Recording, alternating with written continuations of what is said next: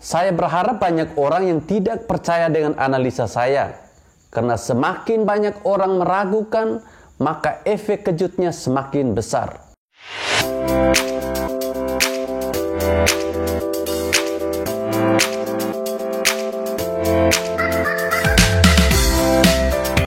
Kita semua dibuat bertanya-tanya dengan pernyataan Densus yang berkata kalau penangkapan berikutnya akan mengejutkan publik. Tokoh yang akan ditangkap adalah tokoh publik dan sering muncul di TV. Tokoh publik dan muncul di TV bagi saya sudah termasuk ke dalam syarat yang mengejutkan bagi kita semua. Karena kalau orang yang tidak kita kenal sama sekali, maka efek yang akan kita dapat bukan kejutan, melainkan efek kebingungan.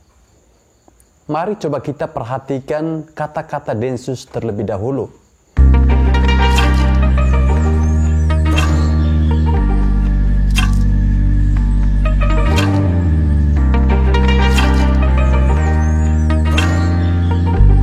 Jadi, tokoh yang akan menimbulkan efek kejut inilah yang akan ditangkap oleh Densus. Lalu bagaimana kita identifikasi tokoh tersebut?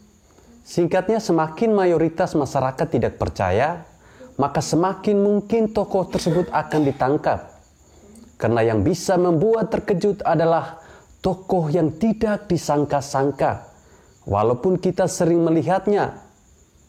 Ingat ya, mayoritas masyarakat bukan cuma beberapa orang saja. Jadi semakin kita berkata, tidak mungkin orang ini akan ditangkap. Tidak mungkin. Buktinya beliau prank Prabowo dan seluruh kampret se-Indonesia masih aman-aman saja. Tidak mungkin. Beliau menista agama Kristen saja masih bebas-bebas saja kok. Tidak mungkin. Beliau ini kan umatnya banyak. Bisa rusuh seluruh Indonesia kalau beliau ditangkap. Tidak mungkin. Memangnya pemerintah berani menangkap beliau? Nanti dituduh kriminalisasi ulama lagi. Tidak mungkin, beliau kan orang terganteng sedunia loh.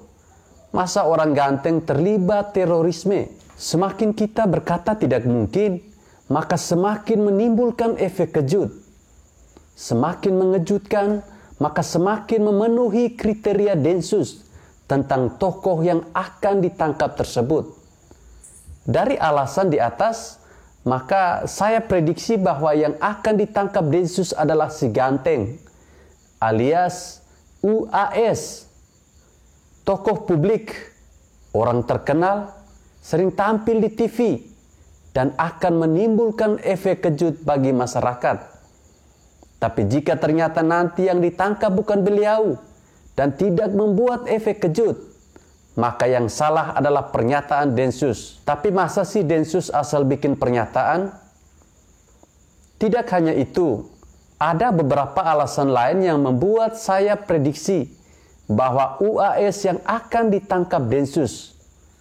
Berikut beberapa alasan lainnya. Pertama, jika kita melihat aksi Densus yang banyak menyita kotak amal, maka kita bisa paham kalau Densus sedang mengincar pendana untuk terorisme, termasuk yang dikumpulkan melalui kotak amal. Artinya, Densus akan mengincar pengelola dan pengumpul dana tersebut. Nah, UAS ini adalah salah satu orang yang terlibat dalam masalah amal dan pendanaan. Jika kita sering nonton konten YouTube politik atau dakwah, maka akan muncul iklan yang menampilkan UAS terkait masalah pengumpulan atau masalah mengumpulkan dana amal. Mungkin ada yang berkata, tidak mungkin. Itu sih cuma dugaan. Siapa tahu itu murni amal untuk anak yatim. Ingat, makin banyak yang meragukan, maka efek kejutnya akan semakin terasa jika benar terjadi penangkapan terhadap beliau. Kedua, berbicara terorisme, maka kita tidak boleh lupakan soal pintu masuk terorisme. Apakah itu? Berikut saya coba tampilkan penuturan Said Akil.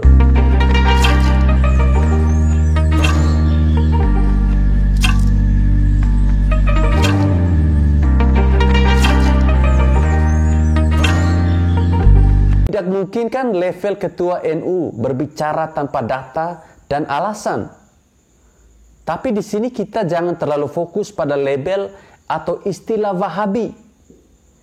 Tapi perhatikan ciri-cirinya agar kita tidak terjebak dengan image yang dibangun oleh para teroris. Maka bisa menyusup kemanapun, ke organisasi Islam manapun, bahkan mereka bisa sowan ke ulama-ulama NU untuk mencitrakan sebagai ulama moderat. Ciri-cirinya adalah jika sudah mulai mengkafir-kafirkan dan mengharamkan banyak hal, maka inilah ajaran sebagai pintu masuk terorisme. Dan itu ada di dalam diri UAS. Jika kita mendengar ceramah beliau, maka banyak sekali yang beliau haramkan. Catur diharamkan, drakor diharamkan, masuk tempat ibadah orang lain haram, musik haram, merayakan tahun baru juga haram, benar-benar CEO of gudang haram. Bahkan postingan UAS yang melarang merayakan tahun baru sampai dihapus oleh Facebook karena dianggap sebagai ujaran kebencian. Lalu soal mengkafir-kafirkan, ini sih tidak perlu ditanya lagi. Bahkan disalib menurut UAS ada jin kafir. Masalahnya bukan di kata kafir, tapi tujuan UAS mengucapkan kata kafir ini adalah dengan tujuan merendahkan. Ketika menyebut Ahok kafir, UAS bahkan menyamakan Ahok dengan setan. Lalu ketika menyebut bintang Korea kafir, UAS menyinggung soal kafir tidak sunat, najis, sehingga layak untuk dijauhi.